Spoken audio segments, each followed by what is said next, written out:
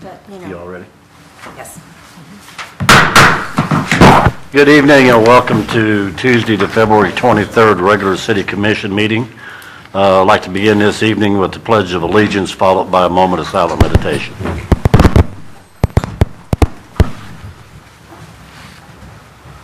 I pledge allegiance to the flag of the United States of America and to the republic for which it stands, one nation, under God, indivisible, with liberty and justice for all.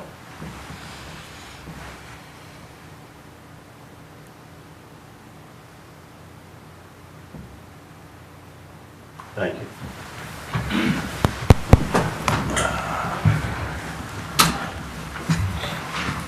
Under old business will be the minutes of the last meeting for February the 9th. Is there any additions or corrections?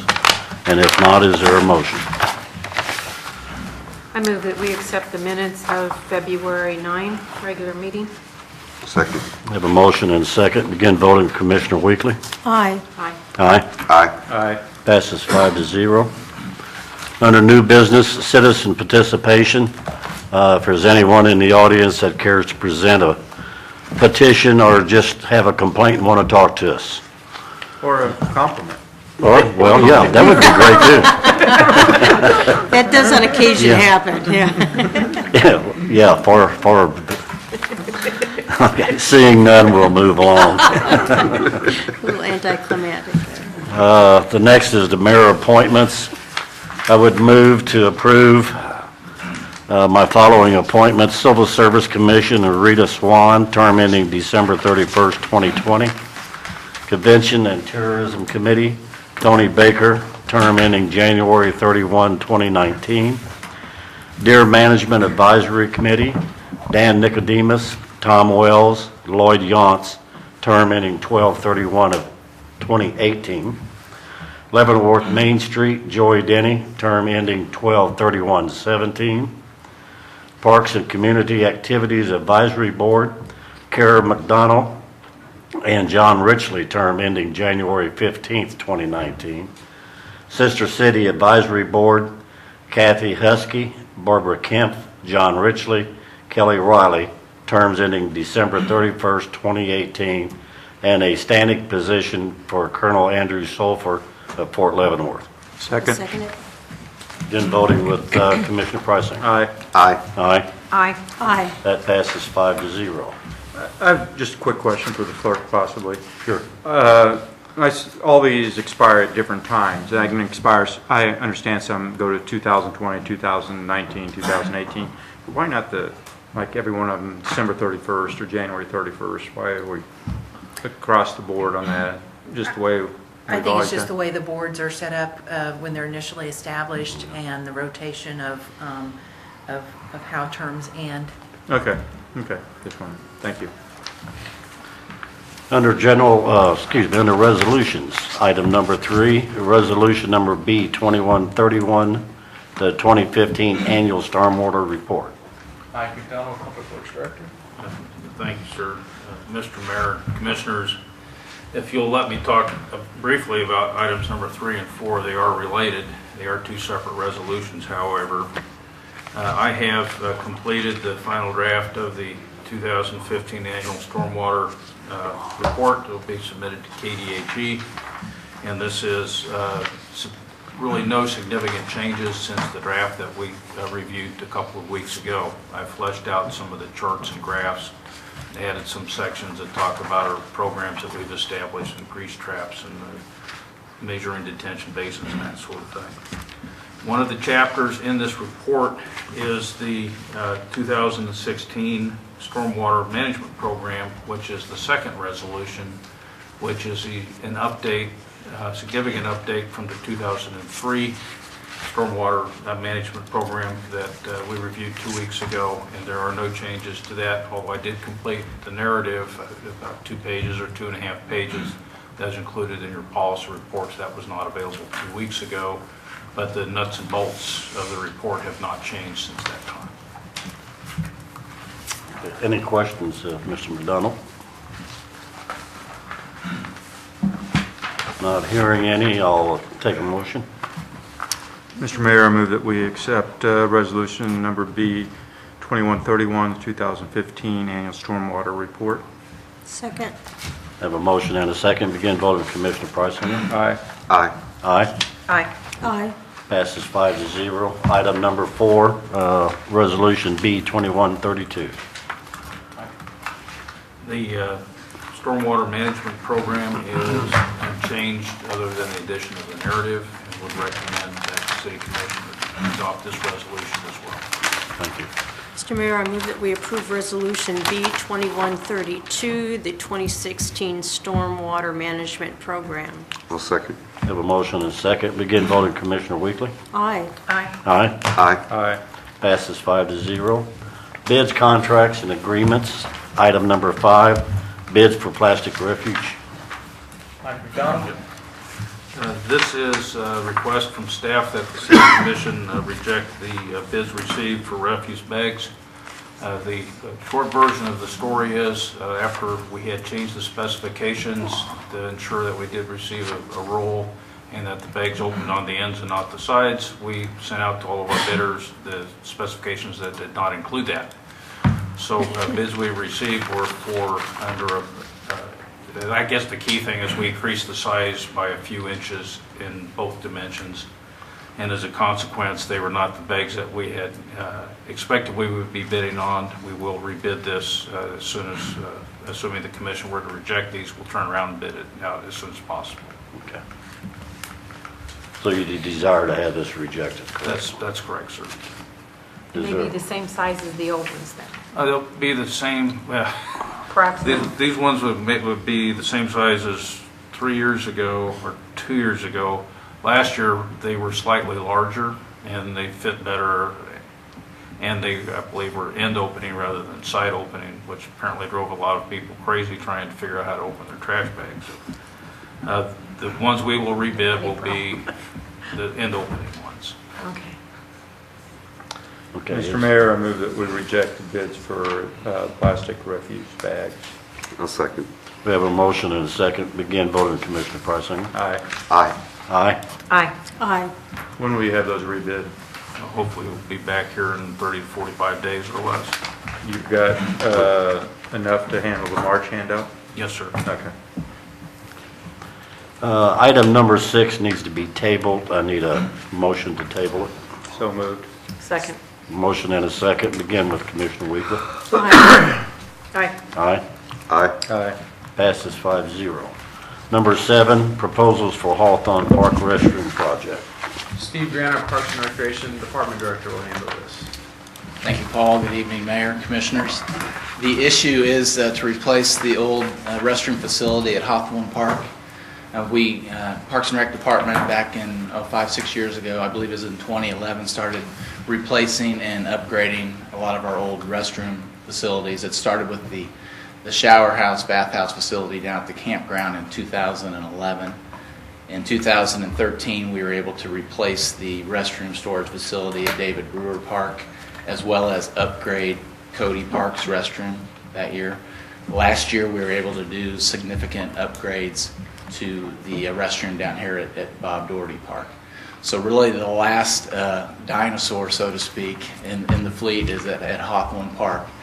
And as I got to looking at the facility real closely, the only option, in my opinion and staff's opinion, is to go ahead and completely demolish it and replace it based on the footprint of and the condition of the facility there.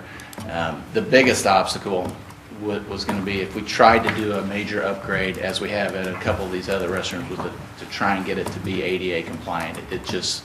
It was not going to be feasible. The interior of those restrooms, if anybody's been in them, the interior walls, it's only 5 feet wide to begin with. So to try and get the facilities in there and allow for wheelchair access, it was going to be next to impossible.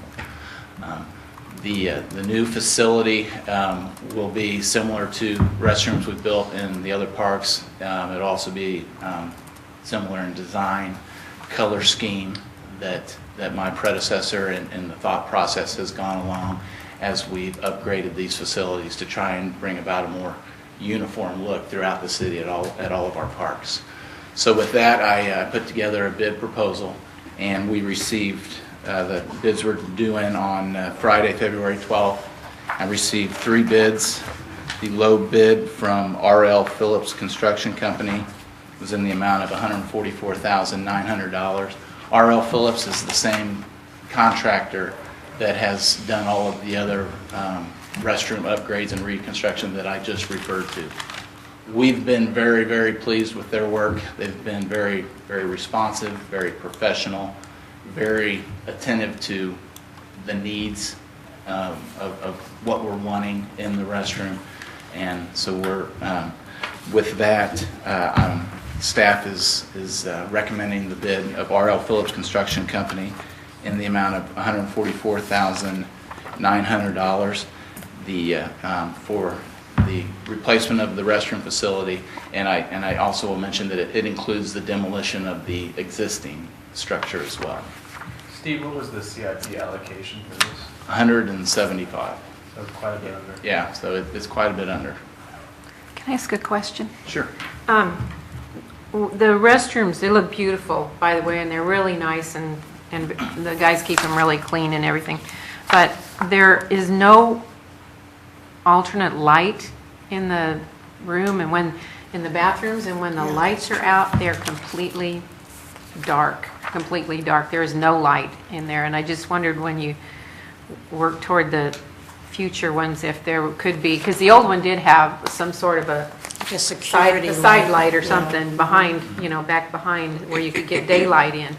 But we have to, when we're at David Brewer Park, and if the light is out in there, we have to literally leave the door open. And still, we can't see anything when we go in there. Right, okay. And is that just a single, I'm trying to think, is that just a single I think it is. bulb or a single incandescent type of Oh, light? bulb, yes. Yeah. Just the bulb is, Okay. yeah. Well, and that's something maybe we could look at, a simple fix, maybe replacing the doors and putting, doors on there that have a, Just the any kind of foggy light. type of Yeah. of glass on there or something. Because it just, I think they were in the rafters before or something. The light was somehow in the rafters, so they weren't, it wasn't like a skylight that would leak or something. But it is really kind of scary to go in there.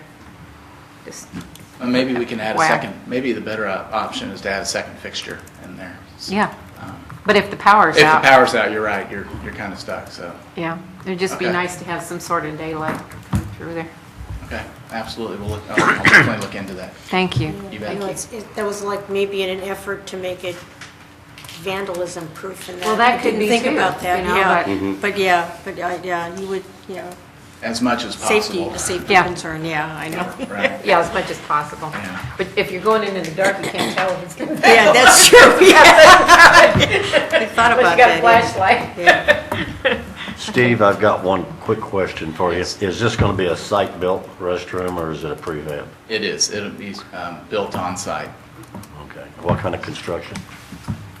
Block, split face block, be just like the construction of the David Brewer restroom and the shower house facility at the campground. Did you take in consideration the prefabs? I did, and I took that into consideration when formulating the CIP budget request. I made a phone call to CXT company, which we have 2 CXT Right. facilities.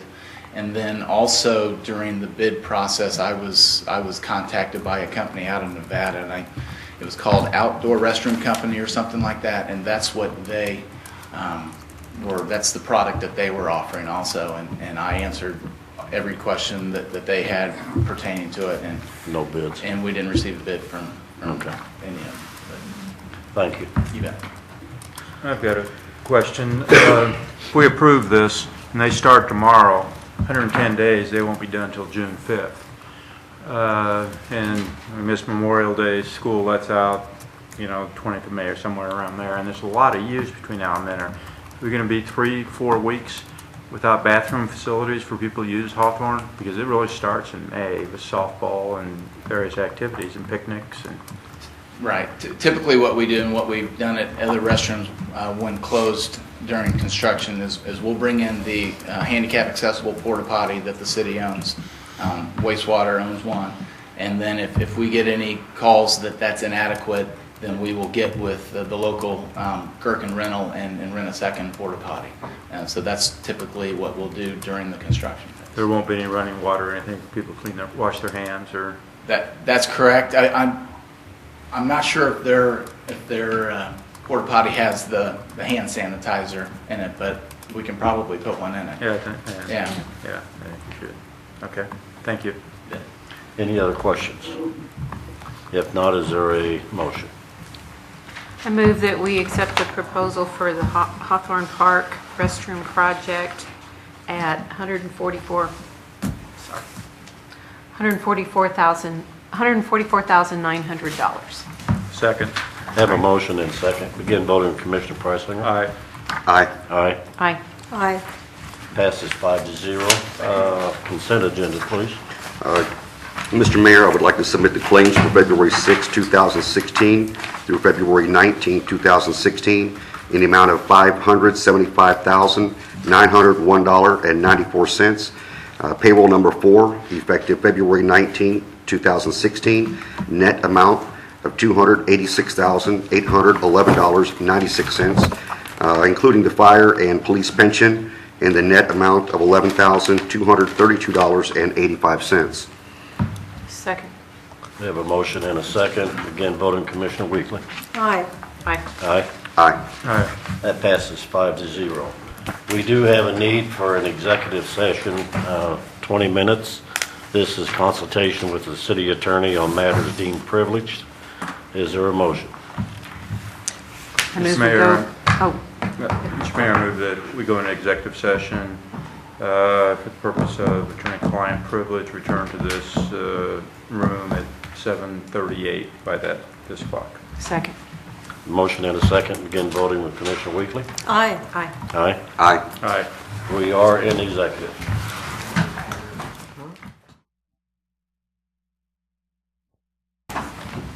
We're back from the executive session. No action taken. Is there any matters that any of the commissioners have that we want to talk about? I've got just a couple things.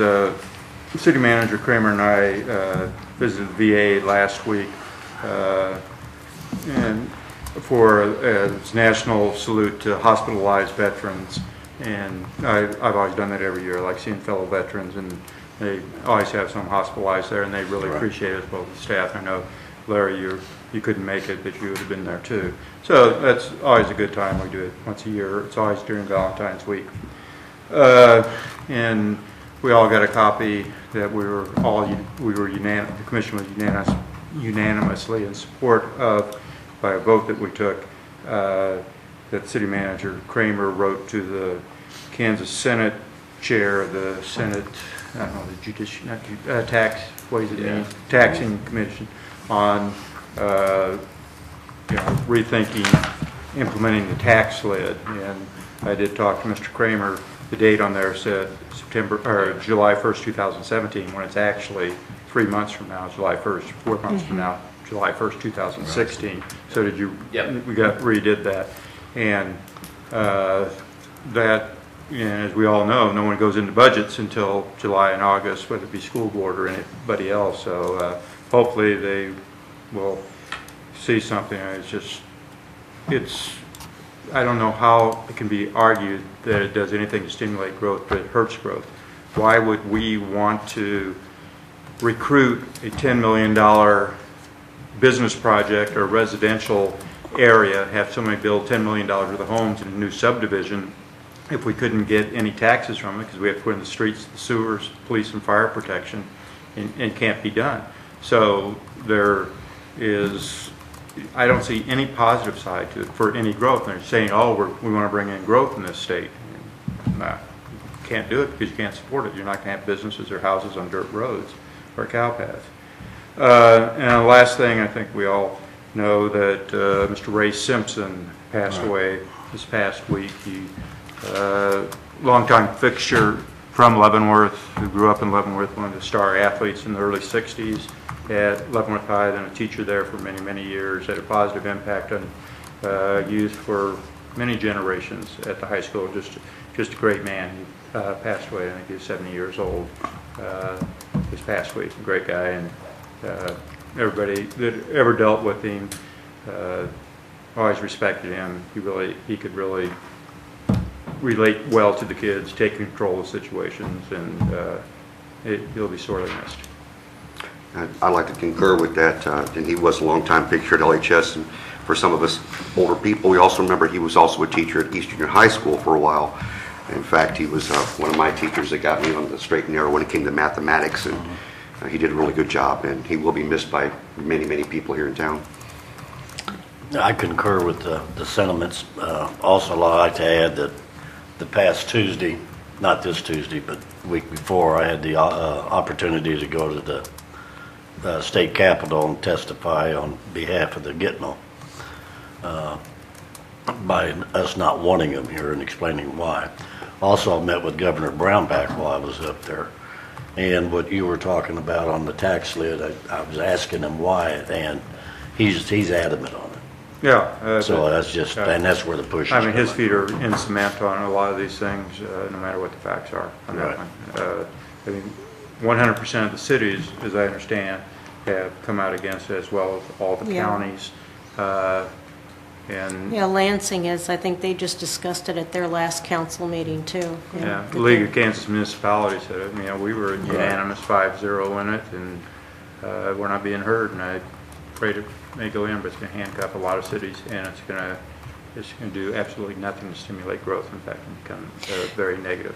You know, and it Because somebody comes in, just defies business comes in and says, I want to build a $10 million facility here. Here's what I need. I need some roads. I need, extra sewer, water lines. They can't help you. And so go across the Platte City. They can help you. We can't. I know, it just defies logic of, wanting to promote business in Kansas and then just doing the opposite to hamper that. It's just, Yeah. but And it wouldn't there's a raise lot of anybody. troubling things at the It state. wouldn't raise yeah. anybody. The tax, it would, this doesn't, if a $10 million facility, I'm grabbing 10 million, it could be greater than that. It wouldn't increase our mill levy of 31 mills. If 10 million is to just bring in 31 mills based on 10 million. But now 10 million comes in, reduces and we raise 10 million by taxes, and 10% more came in, it would lower everybody's mill rate by that, whatever 10 million generated. So we would generate the same amount of taxes, but we'd have to support greater amounts of people for police, fire protection, roads, everything else. That thing is just a copy from ALEC, American Legislative Exchange Council, that's force-fed into somebody, and they put it forward. It's not an original idea, in my opinion, and it's sad that it possibly will pass. Well, and our sales tax being raised, I think, is affecting us here, from what I hear from the local businesses. I'm in the local Chamber of Commerce and go to a lot of events, and they, being right here on the border is really affecting the shopping here. So Well, it's, we didn't vote on that either, Well, we got told our taxes were going to be Yeah, raised. they raised it. But, yeah. The food taxes, they're talking about lowering it, and I think that's a good idea if there's thought goes in. I'd say the largest sales tax generators in the state of Kansas are grocery stores. Car dealers are number 2. 2.5 million people in Kansas figure out how many, what they spend average $40, $50 a week per person on groceries, or you can grab some number and look at the dollars at 6.5% is what the state grabs for sales tax. That generates a lot of income. And I think it is very honorable to try to take that down to 0. But you better be able to replace it. Yeah. I mean, they All moved all these other taxes. That's We're the thing, doing it's gotta be this. subsidized And they tell somewhere us 17,000 new businesses opened up since we cut these income tax. down, right. And what 17,000 people did was became subchapter S's or LLCs. Yeah. If 17,000 new businesses opened up in the last 4 months, which I did get emails from the legislature, we have 17,000 new businesses here. If that's true, a business has at least one employee. Let's say they average 3 to 5. It showed an $85,000 job, 85,000 number of job growth, and there hasn't been the job growth. Unemployment has gone down, but they also report job growth. And job growth in Kansas has been fairly flat. So all that is hurning back. But plays into some people's mantra, and I think especially the governor's. And when the governor's popularity in Kansas is less than that of the President of the United States and the most red state in Kansas, I think he's so intransient that he will not Well, move. this is an election year, so people Not for need him to... it isn't. Yeah, yeah, I know. No. Yeah. Not for him it isn't. No. He But was, in other he was words, planning yeah. this to be his election year for the national office, but it didn't, he didn't even get Yeah. mentioned, but that was I his think we original need to plan. keep voicing it to our state legislators there, because there has been some deaf ears and some brick walls there that we've also come up against too on this, and at least in our Yeah. delegation here. So I think we need to keep voicing that concern with them. And there's a bill to raise the registration fees, auto registration fees, so to pay for the highway patrol. And so, I mean, things are getting raised all around us, and it's really... It still takes X amount of dollars to run a state. Of course it does. Yeah. Of course it does. That's all I have. Paul, No, you have yeah, I anything? think we've all complained. We've all covered it. Okay, I'll take a motion to adjourn. So moved. Second. Again, voting Commissioner Preisinger? Aye. Excuse me, aye. Aye. Aye. Aye. We are adjourned.